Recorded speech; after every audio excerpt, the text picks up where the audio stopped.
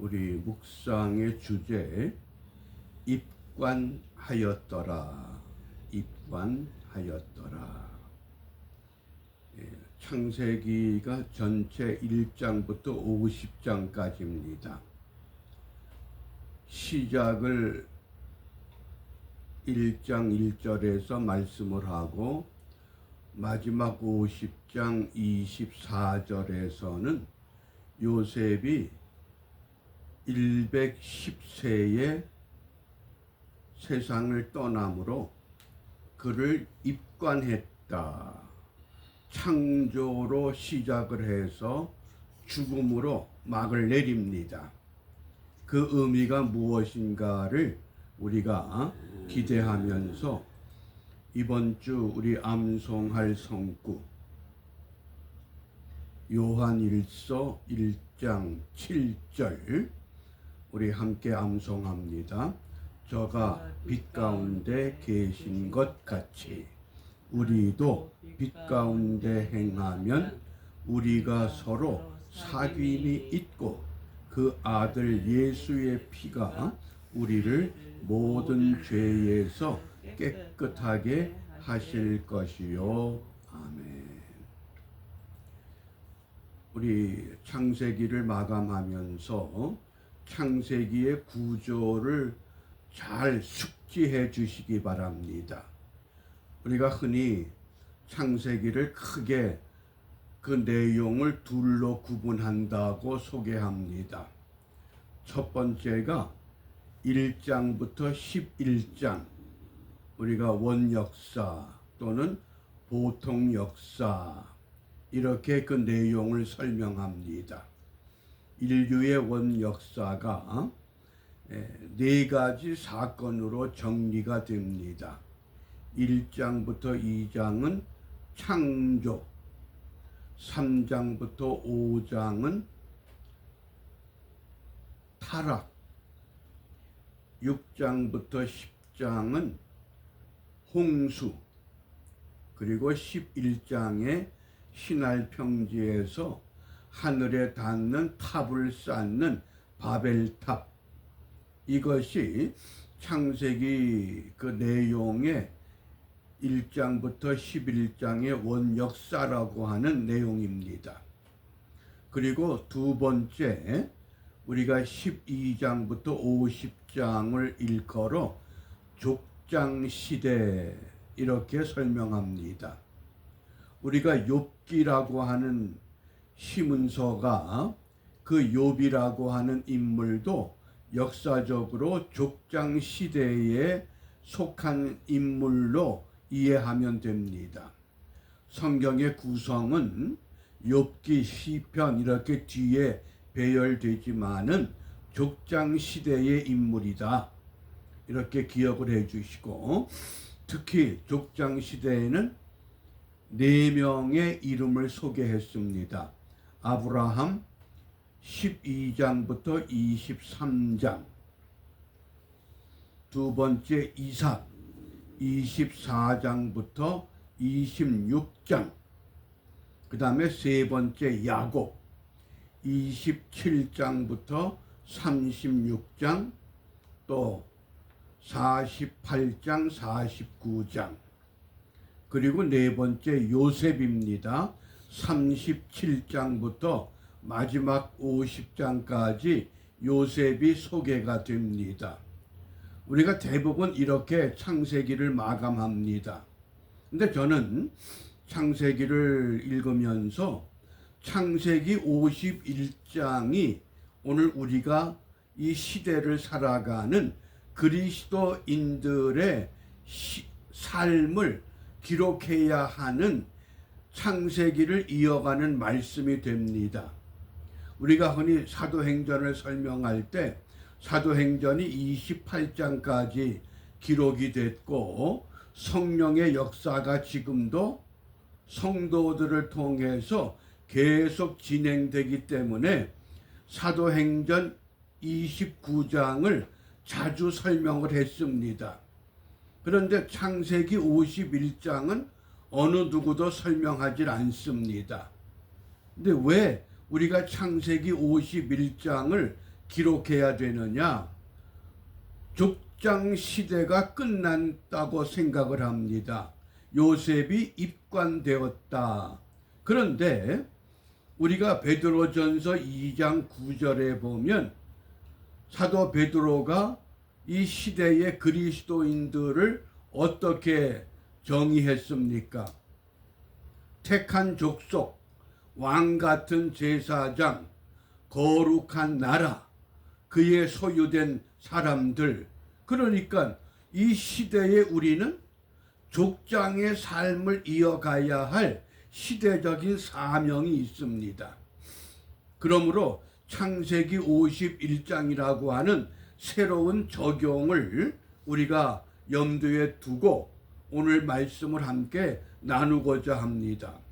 창세기 50장 24절에 요셉이 110세의 죽음에 그들이 그의 몸에 향재료를 넣고 애굽에서 입관하였더라. 이때 입관이라고 하는 히브리 단어 아론이란 단어를 사용합니다. 우리가 잘못하면 모세의 형 아론을 생각할 수 있습니다.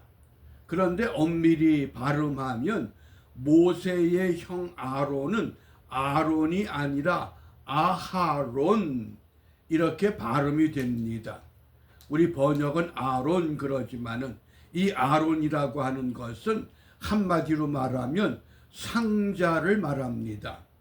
우리가 노아의 방주, 그럴 때 방주도 그게 아론입니다. 그러니까 애굽에서 입관했다. 이 아론이란 단어를 기억하시기 바랍니다. 그러면 창세기 1장 1절에서는 우리가 잘 아는 대로 태초에 하나님이 천지를 창조하시니라. 창조, 바라. 이 바라라고 하는 이 창조, 아무것도 없는 것에서 하나님의 전지전능하신 능력, 그것을 창조라고 하는 겁니다. 그러니까 사람을 만드실 때도 사람을 남자와 여자로 지으시는 이 창조의 솜씨, 이걸 좀 더 우리가 구체적인 이 창조 바라, 태초에 하나님이 천지를 창조하시니라. 이 바라라는 이 단어, 그리고 50장 24절의 입관 아론, 그래서 모세의 형 아론은 아하론, 히브리 단어로 보면 스펠이 다릅니다. 우리가 개역 한글 성경에서 입관도 아론, 모세의 형도 아론 이렇게 이야기하지만은 사실은 아하론, 그것은 모세의 형의 이름입니다. 그러니까 이 바라와 아론, 창세기는 어떻게 시작이 됐느냐? 바라라는 단어로 시작해서 아론이라고 하는 단어로 막을 내립니다. 그런데 막을 내린 것이 아니라 족장이 아브라함과 이삭과 야곱과 요셉이 입관하였다. 그리고 그 다음에 출애굽기 1장이 시작이 됩니다. 그러면 출애굽기 1장은 요셉이 애굽의 총리가 되었을 때에 야곱의 가족 70명이 고센 땅에 정착을 했고 430년이 지나서 출애굽을 하게 됩니다. 그러면 출애굽을 했던 히브리 백성들이 어디에서 40년을 보냈습니까? 광야에서. 광야에서 40년을 마감한 백성들이 두 번째 여호수아의 지도를 받아서 약속의 땅, 가나안 땅, 젖과 꿀이 흐르는 땅이라고 하는 약속의 땅으로 들어가게 됩니다. 그렇게 들어갔던 하나님의 백성들, 결국은 북왕국 이스라엘, 남왕국 유다를 세웠지만은 이스라엘도 망하고 유다도 망합니다. 그러면 결국은 구약의 마지막 선지자 말라기를 통해서 구약이 마감됩니다. 그러면 신약의 시대에 와서 사도 베드로가 그리스도인들을 일컬어서 어떻게 말씀을 했습니까? 베드로전서 2장 9절을 우리가 한번 다시 상기해 보시기 바랍니다. 오직 너희는 택하신 족속이요 왕 같은 제사장들이요 거룩한 나라요 그의 소유된 백성. 뭡니까? 창세기 50장에서 하나님의 백성들이 끝나고 망한 것이 아니라 이제는 하나님의 소유된 백성들이 어떻게 되어 있습니까? 전 세계에 흩어져 있습니다. 어느 나라에든지 분명히 하나님의 백성들이 있습니다. 그런데 하나님은 그들을 통해서 무엇을 원하신다 그랬습니까? 너희를 어두운 데서 불러내어 그의 기이한 빛, 구원의 빛에 들어가게 하신 자의 아름다운 덕, 아름다운 복음을 선전하게 하려 한다. 그리스도인들을 통해서 복음을 전하게 하려는 것. 그러니까 뭡니까? 입관으로 끝난 것이 아니라 우리는 그 뒤를 이어서 계속해서 이 복음을 전해야 하는 창세기 51장을 계속 써 나가야 하는 시대적인 사명이 우리에게 주어져 있다고 하는 교훈입니다. 그러면 과거에 애굽에서 나온 백성들은 어디에서 연단을 받았습니까? 광야에서. 오늘 이 시대에 하나님의 백성들은 어디에서 연단을 받습니까? 그게 광장이라고 하는 단어를 기억하시면 됩니다. 그래서 모든 민주주의 정치가 광장에서 출발된다. 특히 지금 우리 한국의 경우를 보면 입법, 사법, 행정 모든 제도가 완전히 무너지고 말았습니다. 그런 제도 속에서는 어느 것도 바로 세울 수가 없습니다.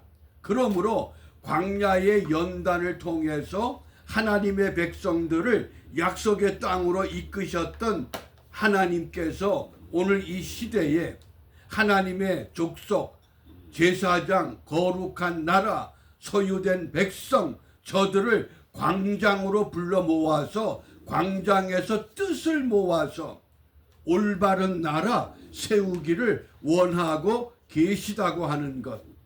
그것을 우리가 이루어낼 때 창세기 51장을 우리는 기록해 나갈 수 있습니다. 이러한 의미에서 오늘 우리가 무엇을 기도해야 되느냐? 요한계시록 14장 12절입니다. 성도들의 인내가 여기 있나니. 성도들의 인내. 무슨 인내입니까? 저희는 하나님의 계명과 예수 믿음을 지키는 자다. 오늘 이 시대가 두 가지를 위해서 인내가 필요하다. 하나님의 계명을 지키기 위해서, 예수 믿음을 지키기 위해서. 그러므로 우리가 이 아침에 정말 예수 믿음을 지킬 수 있는 은혜 베풀어 주옵소서. 마지막까지 오직 예수 믿음, 오직 예수 믿음. 그 예수님의 온전한 믿음의 모습, 십자가상에서 온 몸이 찢기우고 못 박히셨을지라도 어떻게 됐습니까? 그 부활의 몸으로 완전히 회복되는, 마지막까지 영과 혼과 육을 완전히 회복시키는 믿음. 이 믿음. 그래서 우리가 이러한 믿음을 다짐하면서 불락지 교회, 인내하는 믿음, 이것을 기도하며 오늘도 이 창세기 51장을 새롭게 기록하는 은혜의 하루가 시작되기를 바랍니다. 기도하겠습니다.